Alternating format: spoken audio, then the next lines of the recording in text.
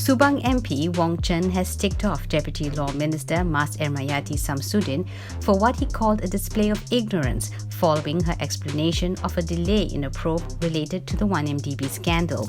Wong said Mas Ermieyati gave a totally unacceptable excuse when she said that the closure of the Malaysia-Singapore border prevented authorities from completing their investigation on Tawfiq Ayman, the husband of former Bank Negara Malaysia Governor Zeti Akhtar Aziz, over links to the scandal.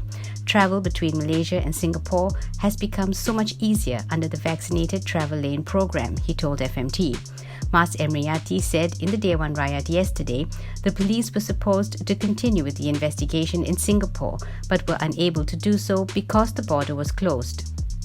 Wong said there was nothing to prevent Malaysian authorities from going to Singapore to examine original documents or from acquiring copies authenticated by Singapore notaries.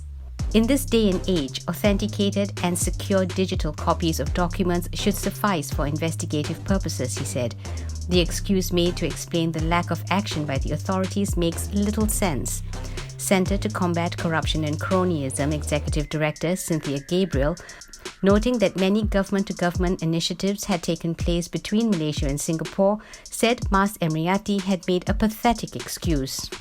Malaysia must pick up the slack and invoke measures in the United Nations Convention Against Corruption and strengthen international cooperation as provided for in the convention to resolve the questions of money flows related to Tawfiq, she told FMT. Singapore police were reported to have informed Bank Negara Malaysia of suspicious transactions in 2015 and 2016 involving a company owned by Zeti's husband and one of her sons.